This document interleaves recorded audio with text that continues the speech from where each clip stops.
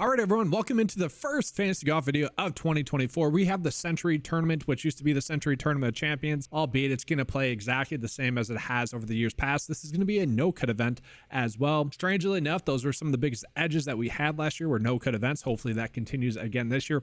I'm excited to have golf back. Hopefully you guys are as well. Let's go in and get into. So just kind of looking over kind of the past winners to get a sense of what type of golfers we should be looking at this week. Now we have the data to go off of as well, but I think this is an easier way to kind of show you guys what to be looking at, because we really don't know exactly what to be looking at, because when we're looking at, we see we got a different golfer type kind of winning each and every season. So basically it's just going to be targeting golfers that can score, maybe golfers that played in the fall and whatnot. But really the biggest issue that we have with a tournament like this is that we haven't seen most of these golfers play during the fall series or for over 4 months. So a lot of these golfers are going to be playing in their first competitive rounds. So really at the start of the PGA season, we tend to see that it's a little bit harder to predict. There's a lot more higher variance to it. Whereas when we get into the middle of the season, it starts to get pretty easy to predict, which I think the best way I can sum that up is by looking at my results from the one and done last year. Last year, guys, I started with like 3 miscuts in the one and done tournament, which started at the Sony Open and started there again this year. It was kind of funny in that regard. Like, it's just so much harder to predict, where then I just went on a run picking winners and whatnot. The elevated field events really worked out in that regard, but it's just kind of funny. Like, if you take out the random, more high variance type of events, I really would have crushed it last year. But all in all, that's the nature of the beast at the start of the season.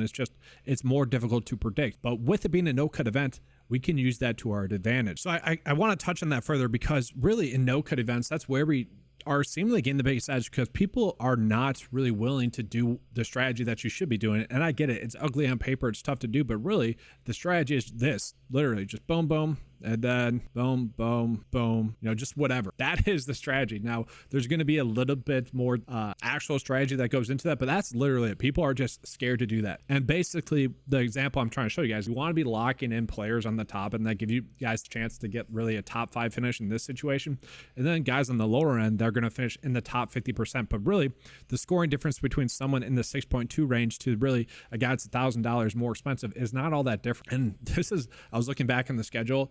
A lot of you guys are hopefully familiar with this. Last year, we went on a 3-month stretch where we cashed in every single week. That was an awesome stretch, best stretch I've had PGA DFS wise. But I was looking at it. A lot of the tournaments were actually no-cut events, which in years past, those were events where I just didn't care to target. And guys, don't get me wrong, you're not going to want to target it too much this week. There's a limited field. It's not really the best looking week, and I'll get into the cheat sheet in a second here, but I wanted to start with the strategy of it, because really it's going to be doing. All right, so looking at the players that actually do have the best course history here, kind of event history as well, Collin Morikawa. And what I'm looking at, guys, is going to be course history count, players that have at least 2 starts here over the last 4 years. Again, we look at the last 4 years because that is when the data is going to be the most relevant.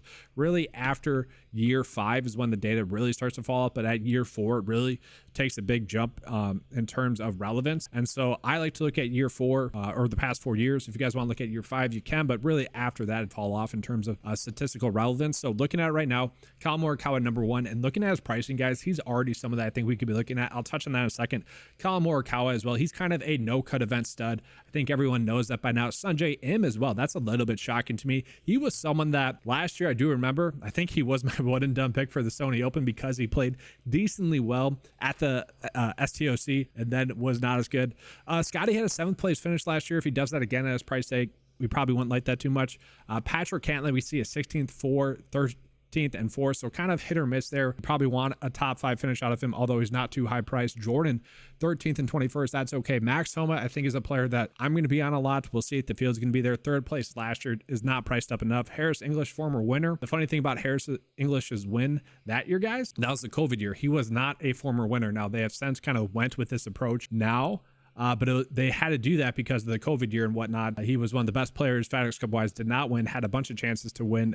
So that was a pretty cool event for him to actually win. Really changed his career around. Hopefully a lot of you guys know the year of Harris English. That was a fun year for 9 to 5 Nation. Last year was basically the year of Andrew Putnam, which was also a fun year. But continuing on, like it does start to fall off. Obviously, the Sentry Tournament champions, when we're looking at average finish and whatnot, it is a very limited field. So it starts to become irrelevant. Really, when you get down below 7K, you want players, golfers that have to finish in the top 50%. That way, essentially looking at it in a way that they will outproduce their price. Now, guys, just looking at the key stat data for the Sentry Tournament champions, I'm going to keep calling it that, whatever, the Sentry, whatever. It's going to be basically looking at scoring based stats. It's a no-cut event. We want golfers that are going to score. Typically speaking, that's going to be par 5 scoring, birdie or better percentage, ball striking as well, but it is kind of a bigger track in terms of fairway width, so you could be looking at maybe a little bit more of driving off the tee, albeit we are pulling that in with the strokes gained tee to green as well. Looking at the players that are the best stat fits when looking in that regard, we got Patrick Cantlay, Scotty Scheffler. I mean, no real shocks there. Rory's not playing. I don't think this is worthwhile to look at stat fit data, nor is it to look at recent form data as well, guys. Like, it's definitely noteworthy, don't get me wrong, but a lot of these golfers we haven't seen play in quite some time, at least at the minimum a month. The max is probably going to be about 3 months for a lot of these golfers. So to me, I don't really care at looking at recent form for the most part. Now, yes, a golfer that was coming in on good form, like Eric Cole, for example, during the fall swing, I like that. I might be prioritizing guys maybe in a 50-50, maybe Cameron Davis as well. Players that played in the fall, I will be giving them a slight edge over someone that hadn't played in the fall, or maybe someone that played better in the fall than someone that hadn't played,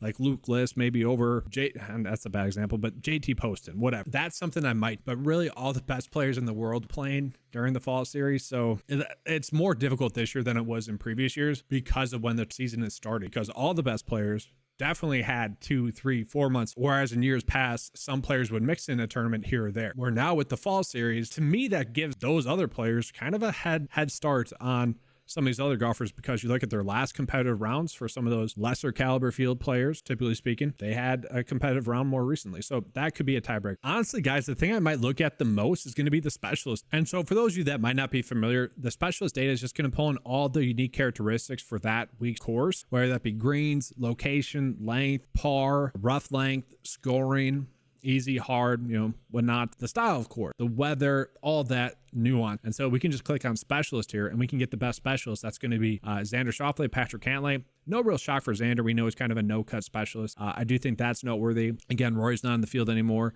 but Victor Hovland we have, Colin Morikawa. Like, this stuff is not too shocking. Again, we're mostly just focused on the price. And one thing I do want to know is maybe potentially location.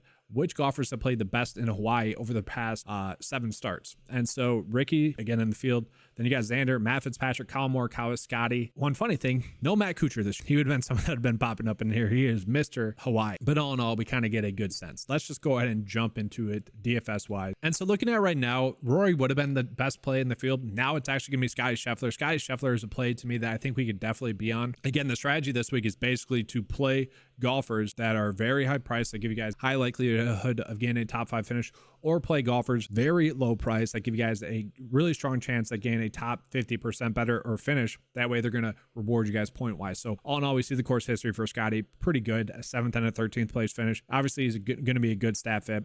Obviously one of the best players in the field, 3rd best specialist. He is now the best player in the model this week. He is certainly someone I think we should be going out of our way to play. A lot of people are going to be ending up on Victor Hovland. I don't mind that idea.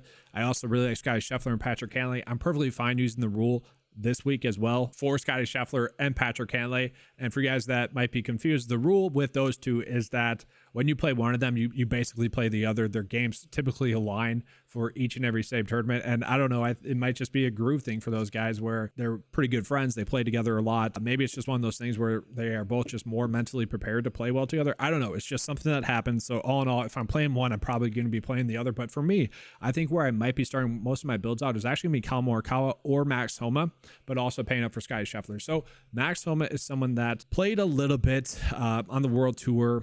Don't really care for that as well. But we see the Hero World Challenge 13th place finish. Also don't care for that at all, guys. Who cares? That's a very limited field event. That's mostly just a fun event. Who cares about that event, really? That's for maybe 1,000, honestly. It's basically just, and that's really not a good finish there anyway. But when we pull up Max Homa on the cheat sheet, we can see he does have some good course history. 3rd place finish at this event last year, 15th, 25th. Last year, and really half of the season before last year as well, he really had a turning point in his career, really started to play well. It's it's a funny thing. Like, he is Mr. Twitter on the PGA Tour. He just dominates that. And another guy that we'll be talking about, Eric Cole, Mr. TikTok. If you guys haven't followed Eric Cole on TikTok, make sure to give him a follow. Pretty good follow. He breaks down each and every Heck, I'll show you guys that real quick. Never mind. It's not Eric Cole. I'm mixing up the rookies from last year. It's Ben Griffin. Ben Griffin's a good follow on TikTok. Gives you the day in the life on the PGA Tour. My bad there, but he's a fun follow as well. Eric Cole, he's a play I'll talk about in a second. But yeah, Ben Griffin, good follow. But yeah, again, taking Rory out of the picture, Max Homa's coming in as the second best play this week. To me, I can treat him as a core play, just given the pricing. Again, I mostly want to be focusing on these higher priced plays that are going to give us the best chance of getting us really a victory, but a top 5 finish, I think, is really the marker you should be shooting for. And so to me, Max Homa is going to be that starting. If we want to go further, like we can look at his results prior. Again, I'm not too worried about that, but we can see 1 top 10, top 30, 2, 3, 4 top 10s over his past 5 starts, and then you include a top 12 finish. Like, he was playing extremely well. I expect him to be geared up, ready to play well again this season. And so he's someone I'm perfectly happy to just plug in there right now to give you guys this kind of sample build like I typically would. From there, Wyndham Clark is someone you can play. Matt Fitzpatrick, I think, is a player that's going to have a much better season this year. Again, during the fall, I don't really care for that, but he did play pretty well on the DP Tour. So I do think he's going to be an interesting play. Hatton, I don't really want to trust. Colin Morikawa, I think he's going to be chalky, but he's going to be chalky for a good reason. And let me actually see here. So not too crazy for Colin Morikawa. Scotty and Max Homa are the 2 highest owned players. I didn't know that. I typically don't like to look at ownership until Wednesday. But yeah, Colin Morikawa actually might be a decent leverage spot because I think he should probably, given his price, and be the highest owned player on the slate. So I'm kind of liking that now. I could talk myself into Colin Morikawa a little bit more. Again, I don't care about the Hero World Challenge. At the Zozo Championship, another no-cut event, had a first place finish, but also had a first place finish while having a terrible round mixed in there as well. So love to see that there from him. And sure, Colin Morikawa might not be like the highest ranked player in the model first day, but considering his price tag, he is someone to me I think sticks out. You guys will also see Tommy Fleetwood, Tom Kim are 2 players that pop up as well. Tom Kim was playing really good golf at that time. He also could be someone that you're looking at. Again, I don't really want to go fair and balanced. If I was going to go fair and balanced, though, I probably would just go Morikawa, Tom Kim, Max Homa, and then fill in where I need skipping out on Scotty. But Colin Morikawa, guys, again, that course history is just phenomenal. 4 straight top 7 finishes or better. Sure, the recent form up until that Zozo Championship was very spotty, very bad, to be honest with you guys, but it was just kind of a down year for him. I think that's just the best way to look at it. And so when we even look at that recent form like that, it is bad. It's relatively speaking bad. We can see 23rd best in recent form. Again, like in quotes, like really don't care about recent form. It's tough to say what golfers were working on during the offseason, what equipment changes they made. Did they change their diet? Like Justin Thomas, we know last year he changed his diet. He's back to a normal diet again, so I expect him to have a better year. But there's always weird stuff that golfers do. For instance, Billy Horschel last year changed his swing coming in off of a seemingly career year. Golfers will do, and we don't know for sure how that's going to game. All in all, this is just the biggest kind of wait and see type of week. But again, we want to play. And so we got to make the best educated guess we can.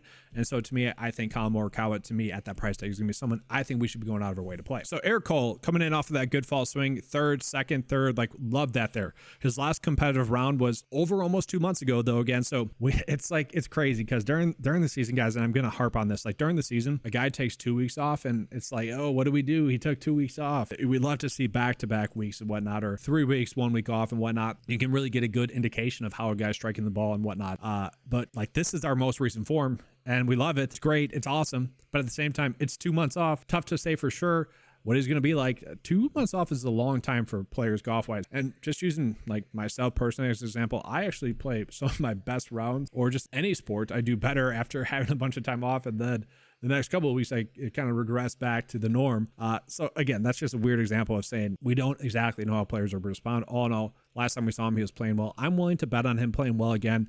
No cut event, someone that we know can go out and score. A little bit worried that it's his first time playing this tournament, but all in all, we saw Harris English win this event, his first time playing it as well. So I'm not too worried about it. He's someone at 7.4 I can end up on.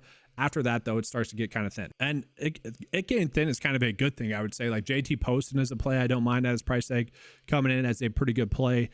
Tom Hoge is someone feels a little bit hit or miss. He was playing some good golf last year at this time. All in all, he's someone we could end up on. Adam Svensson is a player that did play this tournament last year. 37th place finish there. Obviously not a good finish, but at 6.6, he's someone I can start to think about playing. Our boy Andrew Putnam from last season coming in as a very good play as well. He's someone I can get behind. Mackenzie Hughes has some good course experience here. Another play, given his price tag, I can, really get behind. But to me, the play that I really like the most is actually going to be these two. Luke List, who had an 11th place finish here last year.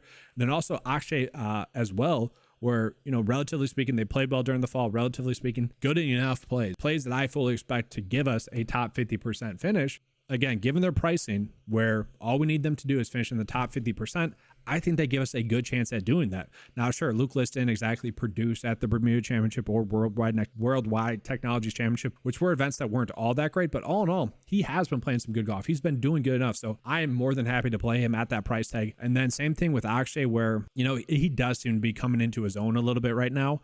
I'm a little bit more worried about him. Maybe it's not a top 50% finish, but given where he's priced, it's going to be very difficult for me to see him not outproducing that price tag. And so for me, I'm going to be more than happy to end up on Akshay there. 6.2 just seems too cheap. And then, like, if you guys want to play Shuma's Power, be fine with it. Again, I do like Andrew Putnam, but we have 11.4 left over. Like, it's super easy to make a good build. If you guys want to go Scotty Scheffler, you can do that. If you guys didn't want to play two values, I kind of get that. Again, you could easily go up from or go down from Scotty to, I don't know, Xander and Cantlay if you wanted to, or Tom Kim we saw was popping up. You have 8.7 left over. You go with Ludwig. Everyone loves Ludwig. Could definitely play him if you guys want to. Like, there's so many easy lineup path routes. But guys, that's going to be it for today's video. Hopefully you guys enjoyed the coverage. I am going to be trying to do more golf, and it's going to be on this channel, the 9 to 5 golf. The reason why I'm doing this channel is simply because I want to get more content out golf-wise. I want to get out Showdown. I want to get props content. I want to get outright bet content. I can't really put that on my main channel too much because that's content where the amount of people, it's just not as great. Not as many people are going to click on it. So for years, I've been pumping out awesome content for golf. Personally, I think some of the best in the industry.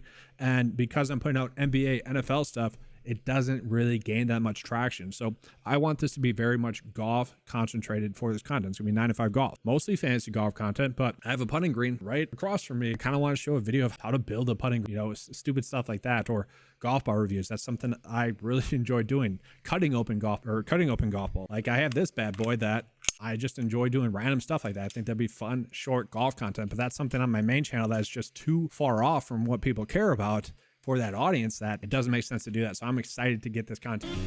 So that is going to be all for today's video though. Make sure to give a like and subscribe. Hit that notification bell as well. I do appreciate that. If you guys want access to any of the 9to5sports.com tools, they are available at 9to5sports.com for just $10 a month. Let's have a good slate. Let's start out 2024 right. Thank you guys for watching. And as always, let's keep cashing.